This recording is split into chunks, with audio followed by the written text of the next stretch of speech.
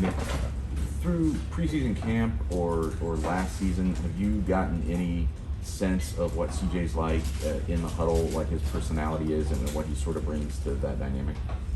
He's a great leader. He's always works hard every single day he comes out here. We're just very excited for us to have him as our quarterback right now, and he's taking that job in full stride, just working every day, working hard, communicating with the offensive line, communicating with running backs, wide receivers, tight ends. Just overall, been a really good leader for our team.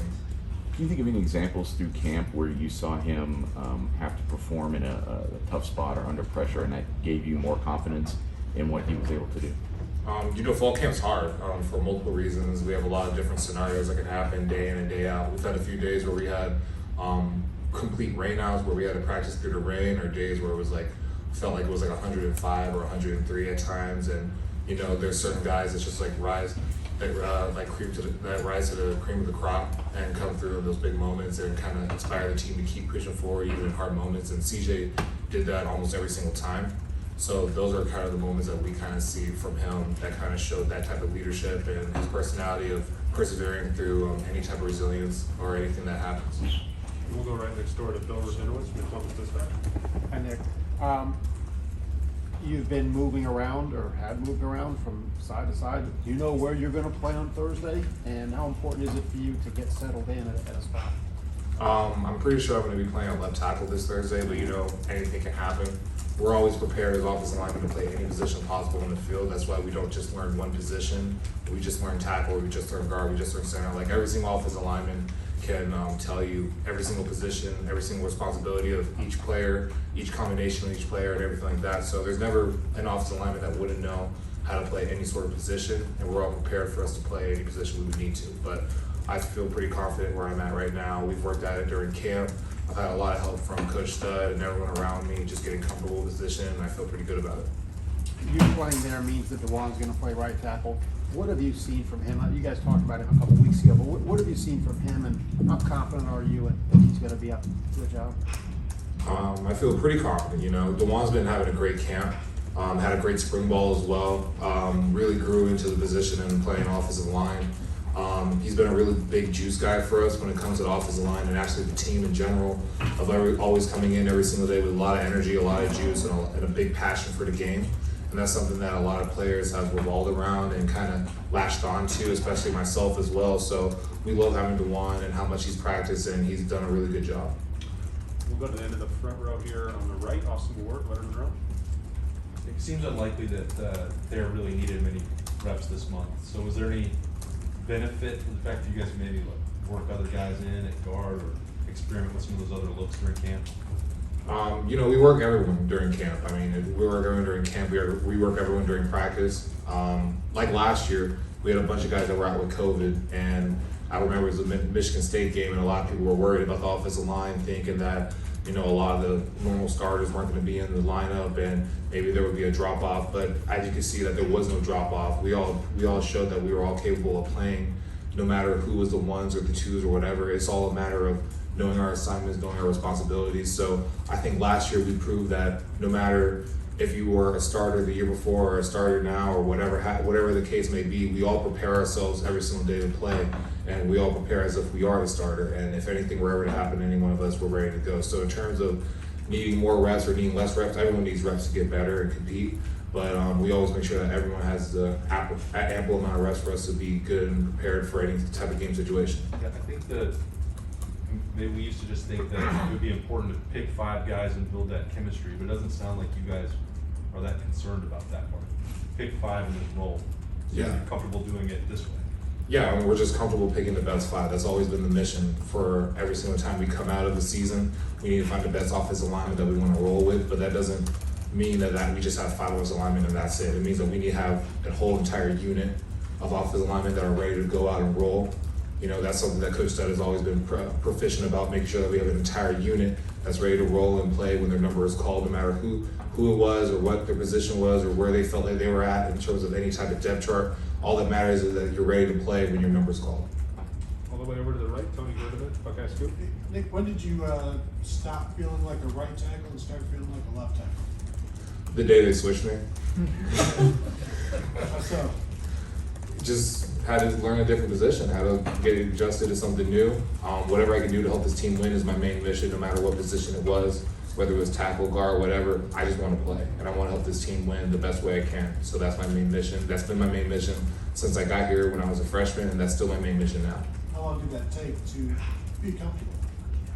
A little while, you know, there was a small adjustment period trying to get comfortable with switching the stance and things like that. I felt like I know the plays pretty well.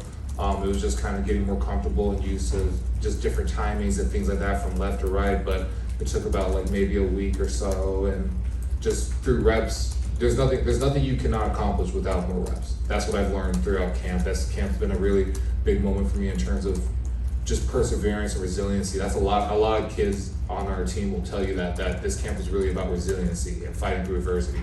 And no matter what that adversity may be for any person, whatever they had, it's just about fighting through it. So for me, that was just trying to switch to a different position. But you may have your pitfalls and you may have low days, but you also have high days, and then there's days that you just need to improve on and keep building it each and every day. So what I would say to that is just the amount of reps I got, I just kept asking for more reps, and as I got more reps, I got more comfortable. So that was kind of the main point of just getting comfortable and adjusted to the position.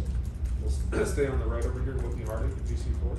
Hey Nick, what was your reaction when Thayer got that Blocko honor, and how well deserved is that for him? Is probably one of the most deserving things I could imagine for him. I mean, Thayer's been a leader of this team even before I got here, and as I've been here, he's been a leader through and throughout, not only in the offensive line, but also as a team as a whole. We see him as a staple of Ohio State football right now. And I know all the coaches and everyone around here would tell you the same, that Thayer is probably one of the most hardworking, most dedicated people when it comes to playing the game of football in Ohio State itself. And him representing us as the Blocko is probably an amazing accomplishment, not only for him, but it's great for us as a team because that's who we have as a representative for us. And me knowing that Thayer is a representative for us in terms of being a Blocko guy, I couldn't be happier and I couldn't be more proud.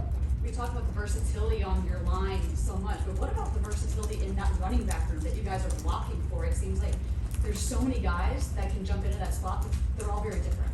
I mean, it's amazing. I mean, we've recruited so well over the past few years, and we have so many great running backs. And not only are they great running backs on the field, but they're also great players and great teammates off the field as well. That's something I think also needs to be talked about a lot, is that their work ethic off the field when it comes to watching film or just being good teammates around the locker room, around the facility when they're at home.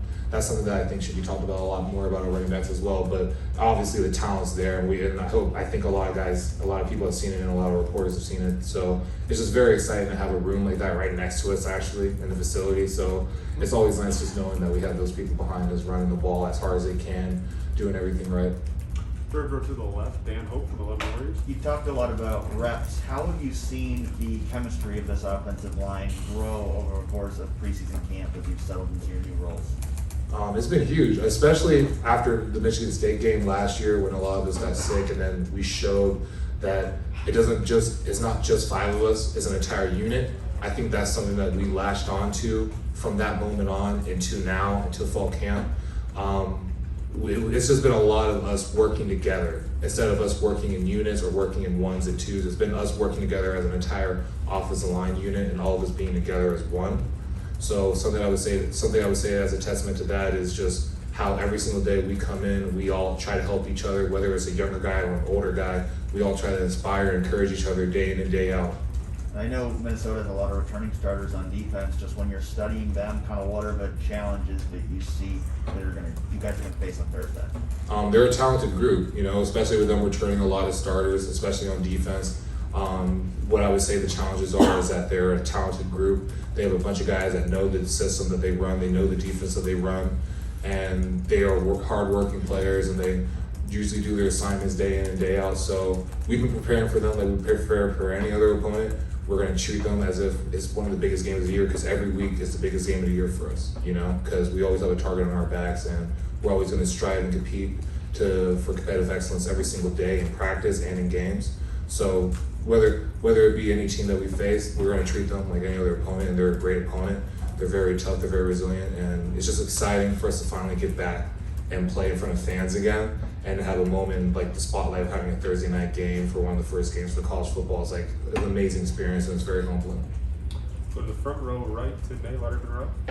Yeah, Nick, with Dewan at right tackle, you at left tackle, what feels right about this offensive lineup? A lot of people still think it could be experimental, but y'all been running it all preseason and stuff. What feels right about it? I think that we all just work hard, and I think that we all believe in each other, and we all communicate with each other really, really well. I feel like that's what's right about it. That's something that we learned, again, from the Michigan State game, that as long as we communicate and we all have each other's back, no matter what happens throughout any play or any series or whatever it was, maybe fall camp, spring ball, whatever happens, as long as we're all together and we're all working hard and we all believe in one another, we can accomplish anything. That's what feels right about this, is that we all kind of have a resilience about ourselves and striving to be great. And whether or not we have pitfalls or ups and downs, we'll always make sure we have each other's backs, and we'll come back the next play, or we'll come back the next series, and we'll come back and fix it.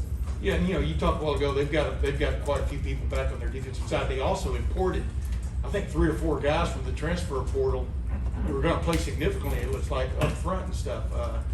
How much time did you spend, or did y'all spend, trying to get a feel for what those guys are about that you can't see on their video? We spent a lot of time, Coach Stud and Kenny Cook, our GA coach, just spent a lot of time researching who we're going up against. Once we found out the schedule, the first thing that they did was research every single opponent we have and try to give us encompassing scouting reports. So that's something that we've been studying for a while, and we know that they had some transfers that came in and things like that. But overall, I mean, everyone they brought in was great players. The people they had returning are great players. So we spent a lot of time in the film room studying them, learning about them, and researching them and everything like that. So it's been a lot of film work, a lot of film study. Right next door, Joey Kaufman, Columbus Dispatch. Nick, if you end up at left tackle, it seems to put there at left guard. We haven't obviously seen him as much there. What's he like as a guard? He kind of plays the same, almost like he did at tackle, and he was one of the best tackles in the nation. I feel like he's one of the best guards in the nation as well, which goes to a testament saying that he's probably one of the best offensive linemen in the nation. I mean, Thayer is just an amazing competitor when it comes to not his work ethic on and off the field, when it comes to film study and just being a teammate, but then also his aggression on the field, how great he is in terms of technique-wise and knowing his plays and understanding different defenses and schemes like that. That's just encompassing of him as an offensive lineman. So him switching to left guard, I feel like you're going to see that with him. Although he was playing left tackle for about 4 years now him switching to left guard, I feel like you're still going to see that great stride. You'll see great strides from him in terms of him trying to play a new position and things like that. But overall, he's still the same Thayer Mumford you guys always know. He's a great player, great athlete, great overall football player. And you mentioned looking forward to playing in front of fans.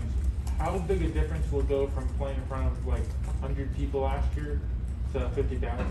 Like, will it change like responsibilities for you guys at all? Will it have like a tangible impact? No, I mean, at the end of the day, we have to play. The way that we practice is the way that we're going to play. We always say we revert back to our training. So the way that we train every single day and practice day in and day out, once we get into a game atmosphere, it may be a little bit louder, it may be a little bit more raucous, which is fun.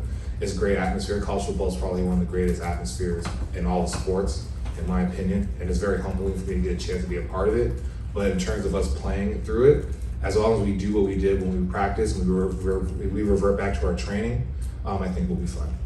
We got time for 2 more questions. We'll go Jeremy Birmingham, one over the row. Nick, you said that every camp is a challenge, but it seemed just reading between the lines, maybe I'm reading it wrong, but for some reason it seemed like you think this one was more full of adversity or maybe a little bit tougher. Is there a reason that this particular camp felt more taxing? There's a multitude of reasons. I would say one, we never really had a real camp last year because of COVID. There was a stop and then a start, then a stop and then a start. So it never really felt like we got on the roll in terms of having a fall camp. We didn't have spring ball the year before, so that's another thing. Those are 2 very important times in terms of growth and development for players overall. Whether you're an older guy or a younger guy, those are big moments and big strides that people could take when they have those gaps of time of just training and playing football. So I think that was probably one of the reasons why it was challenging.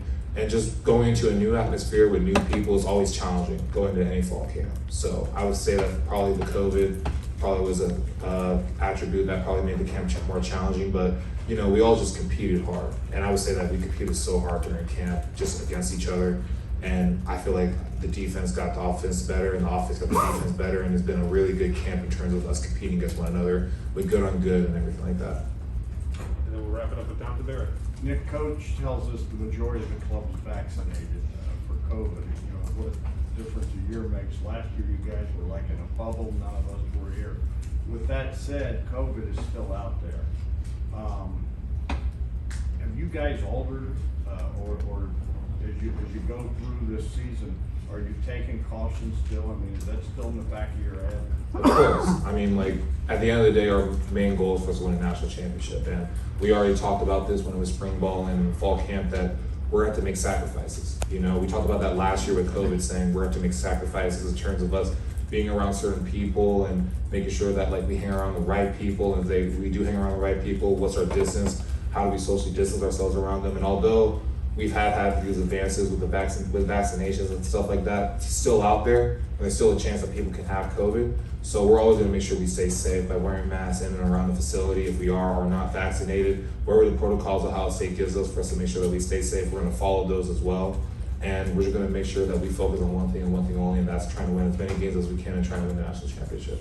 So I know you guys made it a point last year of just staying around, around each other pretty much. Is that what's going on again this year, pretty much? Yeah, I mean, why not? I mean, we're around our brothers. I mean, I don't see anything wrong with that. I feel like we had probably one of the most tightest teams we had because we stayed around one another. I mean, all we had was each other during that COVID time, you know? We weren't allowed to be around a lot of people. There's a lot of Zoom meetings and things like that, but the people that we could trust were the people that we knew were coming into the facility day in and day out because we took precautions to make sure that we were always safe and we could talk to them in a one-on-one basis. So why not do it again? And then if it worked last year for us to get to where we were, why not do it again and why not continue?